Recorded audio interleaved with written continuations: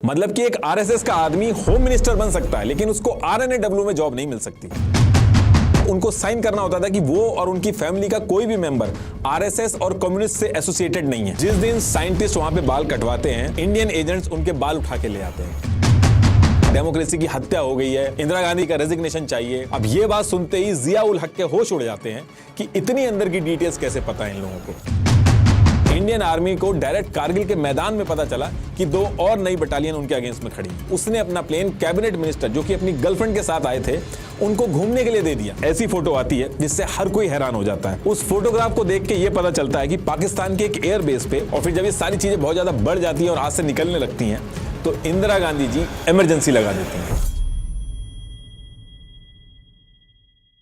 देखिए, कहावत है नॉलेज इज पावर, लेकिन ये कहावत सबसे ज्यादा फिट होती है इंटेलिजेंस एजेंसीज के ऊपर, जो सिर्फ अपनी नॉलेज और इनपुट के दम पे लाखों लोगों की जान बचाते हैं। अपने देश के लिए एक दुश्मन देश में जाके अपनी जान दांव पे लगा देते हैं, और वो भी बिना कोई क्रेडिट लिए। ये कोई छोटी मोटी बात नहीं है। आरएनएडब्ल्यू के बारे में हमने मूवीज तो बहुत देखी है, लेकिन आरएनएडब्ल्यू ऑपरेट कैसे करती है, ऑपरेशन के लिए रेडी कैसे किया जाता है, पॉलिटिकल इंटरफेरेंस कितनी होती है और उससे नुकसान क्या क्या झेलना पड़ता है इनके ऑफिसर्स को, रिस्क कितना होता है, ये सारी चीजें आपको इस वीडियो में पता चलेंगी। आप कहोगे कि ये तो सारी सीक्रेट इंफॉर्मेशन है, मैं इस पे कैसे वीडियो बना रहा हूं? तो देखिए, इस वीडियो में मैंने सिर्फ वही चीज ऐड की है जो हमारे फॉर्मर आरएनएडब्ल्यू के जो ऑफिसर्स थे, जिन्होंने रिटायरमेंट के बाद बताई है। और सिर्फ किसी एक ऑफिसर की बात या बुक या आर्टिकल पढ़ के मैं ये वीडियो नहीं बना रहा हूं। मैंने मल्टीपल बुक्स, रिसर्च पेपर और आर्टिकल पढ़े हैं, और जो इन्फॉर्मेशन मल्टीपल फॉर्मर ऑफिसर्स जो थे उनमें कॉमन थी, सिर्फ वही इस वीडियो में ऐड की है, जिनके लिंक आपको डिस्क्रिप्शन में मिल जाएंगे। एंड आई एम श्योर ये चीजें जब आपको पता चलेंगी तो आप सरप्राइज होंगे।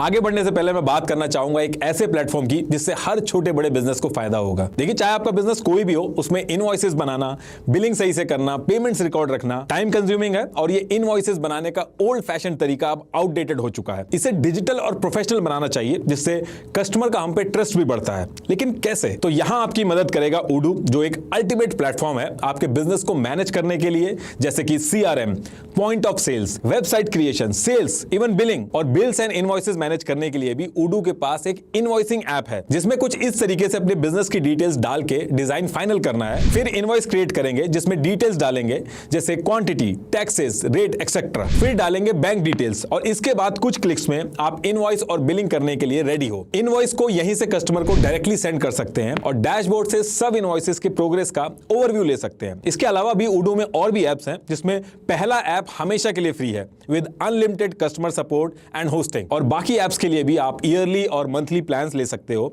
Starting from 580 rupees. तो यूज करिए Odoo and Odoo invoicing and make your business easy. Link is in the description. तो टॉपिक पे वापस आते हैं। देखिए, इंडिया की जो इंटेलिजेंस एजेंसी आरएनएडब्ल्यू है, वो बनी तो ईयर 1968 में थी, लेकिन उससे पहले कई ऐसे इंपॉर्टेंट डिसीजन थे जिनके लिंक आरएनएडब्ल्यू के डेवलपमेंट से जुड़े हैं। तो देखिए, हुआ क्या था कि ब्रिटिशर्स के टाइम पे जबलपुर के जंगलों में कुछ डकैत थे जो अटैक और लूट करके जंगलों में गायब हो जाते थे। तो इससे निपटने के लिए ब्रिटिशर्स ने एक डिपार्टमेंट बनाया, और उसका नाम था ठगी एंड डकैती डिपार्टमेंट। और यही वो डिपार्टमेंट था जो आगे चल के आरएनएडब्ल्यू की नींव रखता है। उस टाइम पे ये जो ठगी एंड डकैती वाला डिपार्टमेंट बनाया गया था, ये उस एरिया में इनपुट और इंटेलिजेंस इकट्ठा करके ऊपर पहुंचाता था, और कुछ अपने ऑफिस के लोग भी ये लोग डकैतों के साथ मिला देते थे। और ऐसा करके बहुत ही कम टाइम में इस डिपार्टमेंट ने इस पूरे एरिया से डकैतों को खत्म कर दिया। एक्चुअल में इस डिपार्टमेंट की वर्किंग कैसे होती थी, उसका लिंक मैंने डिस्क्रिप्शन में लगा दिया, एक बार आप देख लीजिएगा। और यही वो टाइम था जब अंग्रेजों को इंटेलिजेंस की इंपॉर्टेंस समझ में आई। तो उस टाइम पे एंटी ब्रिटिश गवर्नमेंट एक्टिविटी करने वाले जो फ्रीडम फाइटर्स थे, उनसे निपटने के लिए भी एक ऐसी एजेंसी, जिसका नाम सेंट्रल स्पेशल ब्रांच CSB था,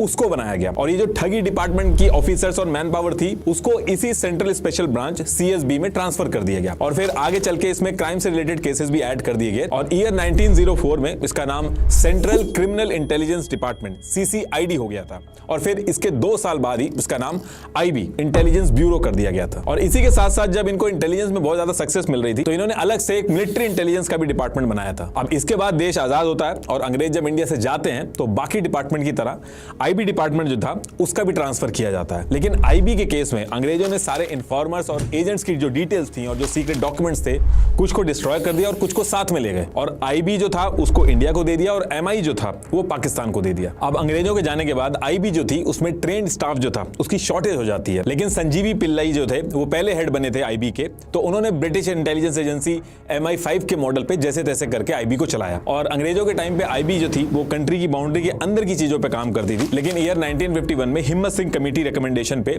आईबी को इंडिया की बाउंड्री के अंदर और बाहर दोनों जगह के टास्क करने का काम दिया गया। लेकिन इसके बाद आने वाले कुछ सालों में बैक टू बैक ऐसी चीजें होती हैं जिसकी वजह से आईबी जो पहले इंडिया की बाउंड्री के बाहर तक भी टास्क करती थी उसको इंडिया की बाउंड्री के अंदर ही रिस्ट्रिक्ट कर दिया गया और आरएनएडब्ल्यू को बनाना पड़ा। एक्चुअली होता क्या है कि ईयर 1954 में चाइना ने एक मैप रिलीज किया था जिसमें इंडिया का 1,20,000 स्क्वायर किलोमीटर एरिया जो था वो चाइना ने अपनी बाउंड्री के अंदर दिखा दिया था। पहले तो इस पे ये बोला कि ये एरर है, लेकिन एक्चुअल में चाइना इस एरिया को अपने अंडर लेना चाहता था। तो इसके बाद आने वाले कुछ सालों तक चाइना वेट करता है, लेकिन इसके बाद 28 अक्टूबर 1962 को इंडिया में घुस के कब्जा करना स्टार्ट कर देता है और इंडिया ये वॉर हार जाता है और आईबी जो था इस पूरी वॉर में चाइना की किसी भी मूवमेंट को नहीं पकड़ पाता है। इंडिया ने इस वॉर में अपनी एयरफोर्स का यूज नहीं किया था क्योंकि इंडिया को लगता था कि अगर वो एयरफोर्स का यूज करेंगे तो उधर से चाइना भी यूज करेगा तो उससे ज्यादा नुकसान होगा। लेकिन एक्चुअल में चाइना जहां से वॉर लड़ रहा था वहां उसका कोई बड़ा एयरबेस या एयरक्राफ्ट का अरेंजमेंट नहीं था। इस इंफॉर्मेशन को भी आईबी पकड़ नहीं पाता जिसकी वजह से नुकसान होता है। इस वॉर के बाद आईबी को और स्ट्रॉन्ग किया जाता है जिसमें टेक्नोलॉजीज वगैरह ऐड की गई, एविएशन रिसर्च सेंटर वगैरह बनाए गए, सारा फोकस चाइना के बॉर्डर पे रखा गया। लेकिन इसके बाद ईयर आता है 1965 और ये ईयर आते आते दोबारा से आईबी फेल हो जाती है। इस साल पाकिस्तान इंडिया पे अटैक कर देता है। सरकार की नोक पर या एटम बॉम्ब के डर से कोई हमारे देश को झुकाना चाहे, दबाना चाहे, ये देश हमारा डरने वाला नहीं। तो एक सरकार के नाते हमारा क्या जवाब हो सकता है सिवाय कि हम हथियारों का जवाब हथियारों से। और आईबी को इसके बारे में भी कुछ नहीं पता चलता है। अब बाकी देशों की एजेंसी जो थी उनके कंपैरेटिवली आईबी जो था वो उतना अच्छा रिजल्ट नहीं दे रहा था, क्योंकि अगर आईबी इंटेल पहले से ही पता करके रखेगा तो इसका बहुत बड़ा एडवांटेज होता है। कई बार वॉर की सिचुएशन को रोका भी जा सकता है। तो इतने कम टाइम में जब दो वॉर हुई और आईबी पकड़ नहीं पाया तो ये बातें स्टार्ट हो गई थी कि आईबी को स्ट्रॉन्ग करना होगा या इसका कुछ ऑल्टरनेटिव देखना पड़ेगा। अब इसके बाद जनवरी 1966 को इंदिरा गांधी पीएम बनती है और पीएम बनते ही ये सबसे पहला काम करती है कि एक्सपीरियंस और फेमस ऑफिसर थे आर.एन. काओ, इनको बुलाती है। और आर.एन. काओ जो थे वो नेहरू फैमिली से पुराने भी रिश्ते रहे हैं उनके। आर.एन. काओ और इंदिरा गांधी जी की जो मदर थी वो चाइल्डहुड फ्रेंड थी और इससे पहले भी आर.एन. काओ ने जवाहरलाल नेहरू जो थे उनकी सिक्योरिटी संभाली थी। तो इंदिरा गांधी को इन पे ज्यादा ट्रस्ट था। इंदिरा गांधी आर.एन. काओ से एक मीटिंग करती है और उसमें कहती है कि हमें आईबी से हट के एक इंटेलिजेंस एजेंसी बनानी होगी जो बहुत ही एडवांस हो और उसका पूरा फोकस इंडिया की बाउंड्री के बाहर पे हो, ताकि ये जो वॉर हो रही है इसमें हमें एडवांटेज रहे। अब ये मीटिंग खत्म होने के बाद आर.एन. काओ 2 महीने का टाइम लेते हैं और सारी स्टडी वगैरह करके एक नई एजेंसी बनाने का ब्लूप्रिंट सबमिट करते हैं। आर.एन. काओ का ये जो ब्लूप्रिंट था इसको इंदिरा गांधी एक्सेप्ट कर लेती हैं। ये एज इट इज इंप्लीमेंट होता है। बस इसमें एक चीज इंदिरा गांधी उसमें ऐड करती हैं कि ये नई एजेंसी जो है जो भी बनेगी है उसका जो हेड होगा वो डायरेक्टली पीएम को रिपोर्ट करेगा। और उसी टाइम पे वहां पे कैबिनेट सेक्रेटरी डीएस जोशी भी बैठे थे जिन्होंने इस एजेंसी का नाम सजेस्ट किया, रिसर्च एंड एनालिसिस विंग, आरएनएडब्ल्यू। इसके बाद 21 सितंबर 1968 को आरएनएडब्ल्यू बना दी जाती है। उस टाइम पे इसका बजट $20 मिलियन का था और इसका ऑफिस साउथ दिल्ली में रखा गया था। आज भी लोधी रोड न्यू दिल्ली में इनका हेड ऑफिस है। और आईबी जो थी वो आरएनएडब्ल्यू बनने के बाद उसको इंडिया की बाउंड्री के अंदर की चीजें संभालने का टास्क दिया गया। अब आईबी जो थी वो इंडिया के बाहर के जो ऑपरेशन थे उनको नहीं कर सकती थी। आरएनएडब्ल्यू जब बनाई गई थी तो आर.एन. काओ ने ये चीज मैंडेटरी कर दी थी कि कोई भी आरएनएडब्ल्यू का जो स्पाई होगा जो इंडिया की बाउंड्री के बाहर के ऑपरेशंस में इन्वॉल्व होगा तो उसका नाम आप किसी भी डॉक्यूमेंट पे, किसी भी रिपोर्ट पे या फिर पेपर के टुकड़े तक पे भी नहीं लिख सकते हो। आपको नाम याद रखना होगा।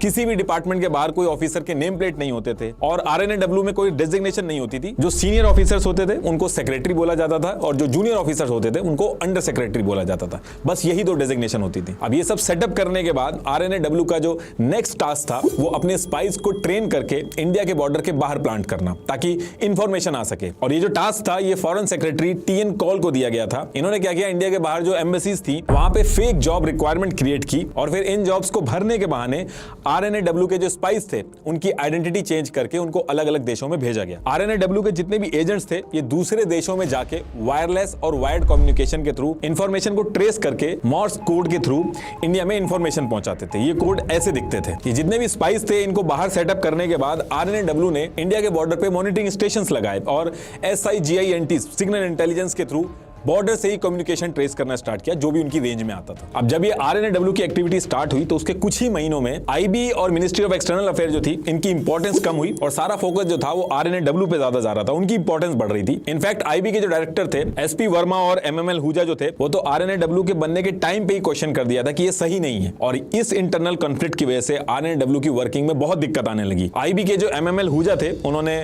फॉरेन डेस्क के जो ऑफिसर्स थे IB में, जैसे foreign language expert, forensic, cryptography expert, उनका RNAW में ट्रांसफर करने से मना कर दिया। और IB की जो फॉरेन इंटेल की जो पुरानी फाइल्स थी वो भी RNAW को नहीं दी गई। पुराने जो अच्छे एजेंट थे जो IB के लिए अच्छा काम कर रहे थे, उनकी डिटेल्स भी RNAW के साथ शेयर नहीं की गई। इसके साथ साथ RNAW को फॉरेन ट्रैवल एक्सपेंस जो होता था और भी बाकी जो खर्चे होते थे, उसके लिए कैबिनेट से अप्रूवल लेना पड़ता था, तो इसमें भी प्रोसेस बहुत डिले होता